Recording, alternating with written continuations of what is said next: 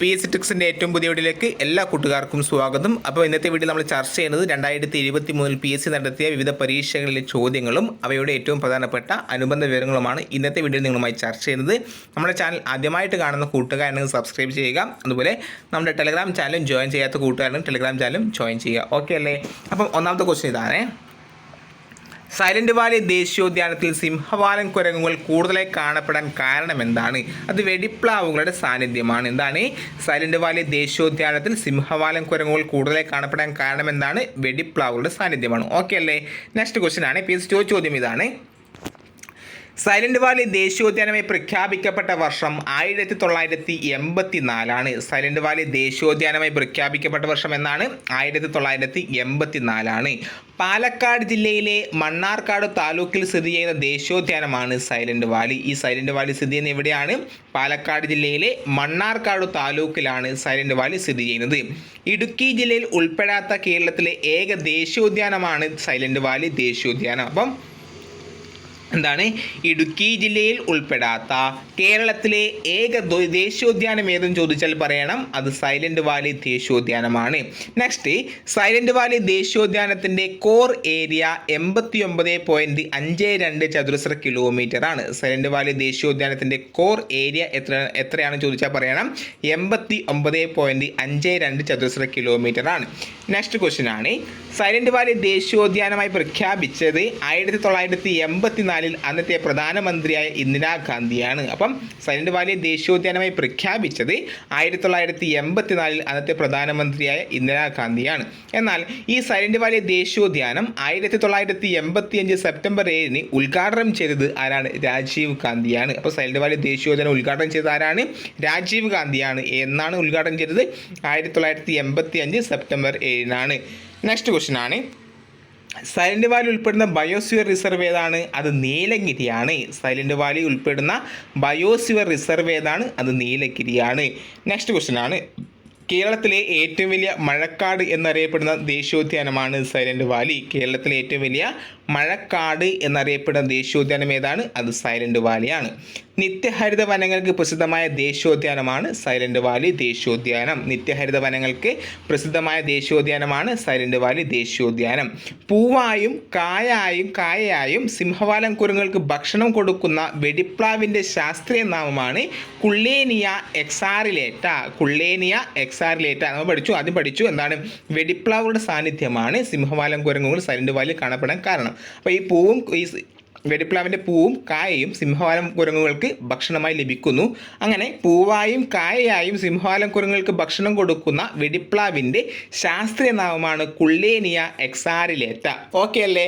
Next ആണ്. സൈലന്ത്രി വനം എന്നറിയപ്പെടുന്ന ദേശീയോദ്യാനം ഏതാണ്? അതും സൈലന്റ് വാലിയാണ്. സൈലന്ത്രി വനം എന്നറിയപ്പെടുന്ന ദേശീയോദ്യാനം ഏതാണ്? സൈലന്റ് വാലിയാണ്. നെക്സ്റ്റ് ക്വസ്റ്റ്യൻ ആണ്. ബാണാസുര സാഗർ അണക്കെട്ട് സ്ഥിതി ചെയ്യുന്നത് ഏത് ജില്ലയിലാണ്? നമുക്കറിയാം അത് വയനാട് ജില്ലയിലാണ്. ബാണാസുര സാഗർ അണക്കെട്ട് സ്ഥിതി ചെയ്യുന്നത് എവിടെയാണ്? വയനാട് ജില്ലയിലാണ്.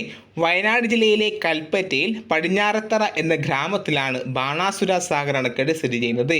വയനാട് ജില്ലയിലെ കൽപ്പറ്റയിൽ പടിഞ്ഞാറത്തറ എന്ന ഗ്രാമത്തിലാണ് ബാണാസുര സാഗർ അണക്കെട്ട് സ്ഥിതി ചെയ്യുന്നത്.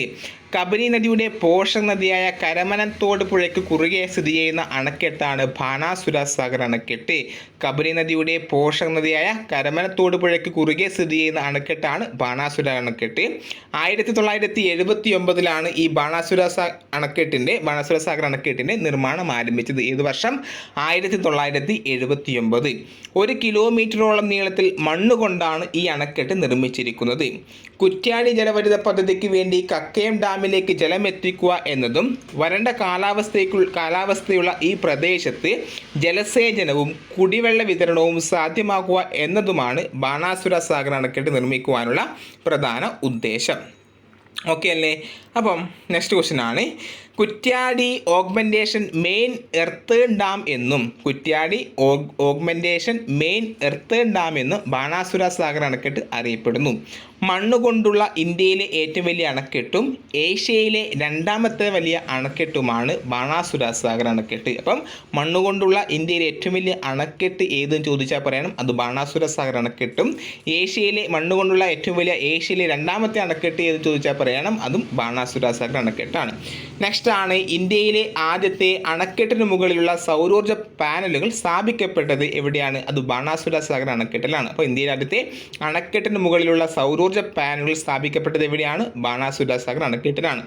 നെക്സ്റ്റ് ക്വസ്റ്റ്യൻ ആണ് കേരളത്തിലെ ആദ്യത്തെ കാറ്റാടി വൈദ്യുത നിലയം ഏതാണ്? അത് കഞ്ചിക്കോട് കാറ്റാടി പാലമാണ്. കേരളത്തിലെ ആദ്യത്തെ കാറ്റാടി വൈദ്യുത നിലയം ഏതാണ്? കഞ്ചിക്കോട് കാറ്റാടി പാലമാണ്. കേരളത്തിലെ പാലക്കാട് ജില്ലയിലെ പുതുശ്ശേരി പഞ്ചായത്തിൽ സ്ഥിതി ചെയ്യുന്ന വ്യാവസായിക മേഖലയാണ് കഞ്ചിക്കോട്. കേരളത്തിലെ പാലക്കാട് ജില്ലയിലെ പുതുശ്ശേരി പഞ്ചായത്തിൽ സ്ഥിതി ചെയ്യുന്ന വ്യാവസായിക മേഖലയാണ് കഞ്ചിക്കോട്. ഇന്ത്യയിലെ ഏറ്റവും പഴക്കം ചെന്ന കാറ്റാടിപ്പാടങ്ങളൊന്നാണ് കഞ്ചിക്കോട് കാറ്റാടിപ്പാടം. ഇന്ത്യയിലെ ഏറ്റവും പഴക്കം ചെന്ന കാറ്റാടിപ്പാടങ്ങളൊന്നാണ് കഞ്ചിക്കോട് കാറ്റാടിപ്പാടം. 1995 വർഷാവസാനത്തോടെയാണ് കേരളത്തിലെ ആദ്യത്തെ കാറ്റാടിപ്പാടമായ കഞ്ചിക്കോട് പദ്ധതി പ്രവർത്തനം തുടങ്ങിയത്. 1995 വർഷാവസാനത്തോടെയാണ് കേരളത്തിലെ ആദ്യത്തെ കാറ്റാടിപ്പാടമായ കഞ്ചിക്കോട് പദ്ധതി പ്രവർത്തനമായി തുടങ്ങിയത്. ഈ കഞ്ചിക്കോട് കാറ്റാടിപ്പാടം KSEB സ്റ്റേബിളിൻ്റെ ഏക കാറ്റാടിപ്പാടമാണ്. ഇതാണ് കഞ്ചിക്കോട് കാറ്റാടിപ്പാടം KSEBയുടെ അണ്ടറിൽ പ്രവർത്തിക്കുന്ന കാറ്റാടിപ്പാടമാണ്. അനേർട്ടാണ് വിൻഡ് ഫാമിനുള്ള സാങ്കേതിക പരിശോധനകളും തുടർന്ന് അനുമതിയും നൽകുന്നത്. അനേർട്ടാണ് വിൻഡ് ഫാമിനുള്ള സാങ്കേതിക പരിശോധനകളും തുടർന്ന് അനുമതികളും നൽകുന്നത്. നെക്സ്റ്റ് ക്വസ്റ്റ്യൻ ആണ് കേരളത്തിലെ ഏറ്റവും വലിയ റെയിൽവേ സ്റ്റേഷൻ ഏതാണ്? കേരളത്തിലെ ഏറ്റവും വലിയ റെയിൽവേ സ്റ്റേഷൻ ഏതാണ്? നമുക്കറിയാം, അത് ഓപ്ഷൻ ഡി ഷൊർണൂർ ആണ് കേരളത്തിലെ ഏറ്റവും വലിയ railway station.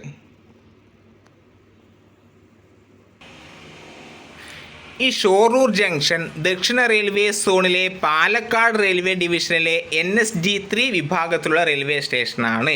Shoranur junction railway സ്റ്റേഷൻ്റെ കോഡ് SRR എന്നാണ്. കേരളത്തിലെ പാലക്കാട് ജില്ലയിലെ ഷൊർണൂരിൽ സ്ഥിതി ചെയ്യുന്ന റെയിൽവേ സ്റ്റേഷനാണ് ഷൊർണൂർ റെയിൽവേ സ്റ്റേഷൻ. കേരളത്തിലെ പാലക്കാട് ജില്ലയിലെ ഷൊർണൂരിൽ സ്ഥിതി ചെയ്യുന്ന റെയിൽവേ സ്റ്റേഷനാണ് ഷൊർണൂർ റെയിൽവേ സ്റ്റേഷൻ. വിസ്തൃതിയുടെ അടിസ്ഥാനത്തിൽ കേരളത്തിലെ ഏറ്റവും വലിയ റെയിൽവേ സ്റ്റേഷനാണ് ഷൊർണൂർ റെയിൽവേ സ്റ്റേഷൻ. വിസ്തൃതിയുടെ അടിസ്ഥാനത്തിൽ കേരളത്തിലെ ഏറ്റവും വലിയ റെയിൽവേ സ്റ്റേഷനാണ് ഷൊർണൂർ റെയിൽവേ സ്റ്റേഷൻ. ചെന്നൈയിൽ നിന്ന് ജോലാർപേട്ട, ഈറോഡ്, പാലക്കാട് വഴിയുള്ള ലൈൻ മംഗലാപുരം മുതൽ കന്യാകുമാരി വരെയുള്ള തീരദേശ രേഖയുമായി സന്ധിയുള്ള സ്ഥലമായതിനാൽ ഇത് ഒരു പ്രധാന ജംഗ്ഷനാണ്. അന്നത്ര ഇമ്പോർട്ടൻ്റ് അല്ല. 4 പ്രധാന റെയിൽവേ ലൈനുകളുടെ ജംഗ്ഷനാണ് സ്റ്റേഷൻ സ്ഥിതി ചെയ്യുന്നത്. വടക്ക് നിന്ന് നിലമ്പൂർ ലൈൻ, കിഴക്ക് നിന്ന് പാലക്കാട് ലൈൻ, തെക്ക് നിന്ന് കന്യാകുമാരി ലൈൻ, വടക്ക് പടിഞ്ഞാറ് നിന്നും മംഗലാപുരം ലൈൻ. അന്നത്ര ഇമ്പോർട്ടൻ്റ് അല്ല. ഓക്കെ അല്ലേ? അപ്പം മറ്റു സംസ്ഥാനങ്ങളിലെ മറ്റു ഭാഗങ്ങളിൽ നിന്ന് മലബാർ മേഖലയിലേക്കുള്ള പ്രവേശന കേന്ദ്രമായതിനാൽ ഷൊർണൂരിനെ മലബാറിലേക്കുള്ള കവാടം എന്ന് വിളിക്കുന്നു. അപ്പം സംസ്ഥാനത്തിൻ്റെ മറ്റു ഭാഗങ്ങളിൽ നിന്ന് മലബാർ മേഖലയിലേക്കുള്ള പ്രവേശന കേന്ദ്രമായതിനാൽ ഷൊർണൂരിനെ മലബാറിലേക്കുള്ള കവാടം എന്നും വിളിക്കാറുണ്ട്. താനൂർ, പരപ്പനങ്ങാടി, വള്ളിക്കുന്ന് സ്റ്റേഷനുകൾ തിരൂർ മുതൽ ബേപ്പൂർ വരെയുള്ള സംസ്ഥാനത്തെ ഏറ്റവും പഴയ റെയിൽവേ സ്റ്റേഷൻ്റെ ഭാഗമാണ് ഷൊർണൂർ. ഒന്ന് ഓക്കെ അല്ലേ? 1861 മാർച്ച് 12 ഈ പാതയിലൂടെ ആദ്യമായി തീവണ്ടി ഓടിത്തുടങ്ങി. 1861 മാർച്ച് 12. ഓക്കെ അല്ലേ? നെക്സ്റ്റ് ക്വസ്റ്റ്യൻ ആണ്. അതേസമയം തിരൂരിൽ നിന്ന് തിരുനാവായ വഴി കുറ്റിപ്പുറം വരെ പാട് നീട്ടി. അന്നത്ര ഇമ്പോർട്ടൻ്റ് അല്ല. നെക്സ്റ്റ് ക്വസ്റ്റ്യൻ ആണ്. ഏറ്റവും ഇമ്പോർട്ടൻ്റ് ആയത് മാത്രമേ വായിക്കുന്നുള്ളൂ. കേരളത്തിലെ ഏറ്റവും വലിയ ജില്ല ഏതാണ്? അത് ഇടുക്കി ജില്ലയാണ്. 4612 ചതുരശ്ര കിലോമീറ്റർ വിസ്തീർണമുള്ള ഇടുക്കി ജില്ലയാണ് കേരളത്തിലെ ഏറ്റവും വലിയ ജില്ല. അപ്പം നിലവിൽ ഇടുക്കി ജില്ലയുടെ വിസ്തീർണം എത്രയാണെന്ന് ചോദിച്ചാൽ പറയണം. 4612 ചതുരശ്ര കിലോമീറ്റർ ആണ് നിലവിൽ ഇടുക്കി ജില്ലയുടെ വിസ്തീർണം. രണ്ടാമത്തെ വലിയ ജില്ല പാലക്കാട് ജില്ലയാണ്. പാലക്കാടിനെ പിന്തള്ളി സംസ്ഥാനത്തെ ഏറ്റവും വലിയ ജില്ല എന്ന സ്ഥാനം ഇടുക്കി തിരിച്ചുപിടിച്ചു. എറണാകുളം ജില്ലയിലെ കുട്ടമ്പുഴയുടെ ചില വിഭാഗങ്ങൾ 2023 ഇടുക്കിയോട് കൂട്ടിച്ചേർത്തതോടെയാണ് ഈ ജില്ലയുടെ വിസ്തീർണം വർദ്ധിച്ച് ഒന്നാമതെത്തിയത്. അപ്പം എറണാകുളം ജില്ലയിലെ കുട്ടമ്പുഴയുടെ ചില ഭാഗങ്ങൾ 2023 ഇടുക്കിയോട് കൂട്ടിച്ചേർത്തതോടെ പാലക്കാട് ജില്ലയെ പിന്തള്ളി ഏറ്റവും വലിയ ജില്ല എന്ന നേട്ടം ആര് കൈവരിച്ചു? ഇടുക്കി ജില്ല കൈവരിച്ചു. 2023 സെപ്റ്റംബർ 5 സർക്കാർ വിജ്ഞാപന പ്രകാരം പുതിയ മാറ്റം നിലവിൽ വന്നു. എറണാകുളം കോതമംഗലം താലൂക്കിൽ കുട്ടമ്പുഴ വില്ലേജിലെ 12,718.50 ഹെക്ടർ ഭൂമി ദേവികുളം താലൂക്കിലെ ഇടമലക്കുടി വില്ലേജിലേക്ക് ചേർത്താണ് സംസ്ഥാന സർക്കാർ വിജ്ഞാപനം ഇറക്കിയത്.